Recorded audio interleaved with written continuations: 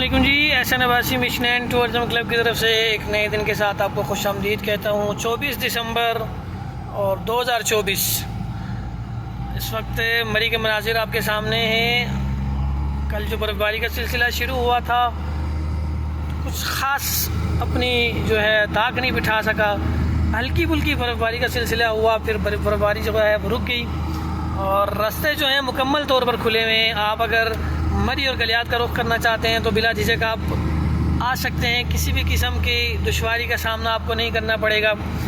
میں مری کے مضافات میں اگر بتاتا چلوں آپ کو تو مری کے ارد گرد میں جو برف باری ہے وہ بالکل ہلکی 1 انچ یا 2 انچ کی مقدار میں ہوگی۔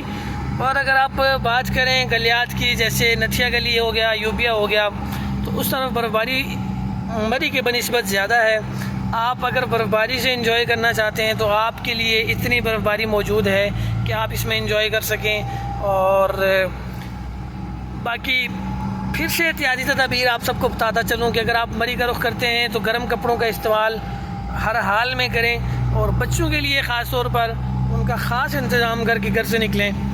اور سردیوں کے مہینے میں جو ہے 2 مہینے ہوتے ہیں، جنوری اور فیبروری، ان میں بارہا تاکید کی جاتی ہے کہ آپ اپنی گاڑیوں پہ کوشش کریں نہ آئیں۔ آپ مقامی ڈرائیورز کی گاڑیاں ہائر کر لیں یا مقامی ڈرائیور ہائر کر لیں، اس سے آپ کو یہ بینیفٹ ملے گا کہ آپ کو دشواری کا سامنا نہیں کرنا پڑے گا۔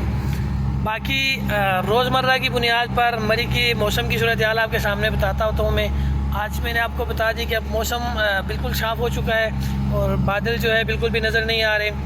جو ہلکی برف باری ہوئی تھی جو ویڈیوز میں آپ دیکھ سکتے ہیں بس وہی موجود ہے، اس کے علاوہ فی الحال چانس نہیں ہے۔ لیکن اگلا جو سلسلہ شروع ہونے جا رہا ہے وہ 2 جنوری سے 7 جنوری تک نیا سلسلہ برف باری کا آئے گا انشاءاللہ، اس میں بھی آپ کو اپڈیٹ کریں گے۔ اور باقی مشن اینڈ ٹورزم کلب کا چینل یوٹیوب پہ سبسکرائب کریں، فیس بک پہ لائک اینڈ شیئر کریں، ٹک ٹاک پہ موجود ہیں ہم، انسٹاگرام پہ موجود ہیں ہم۔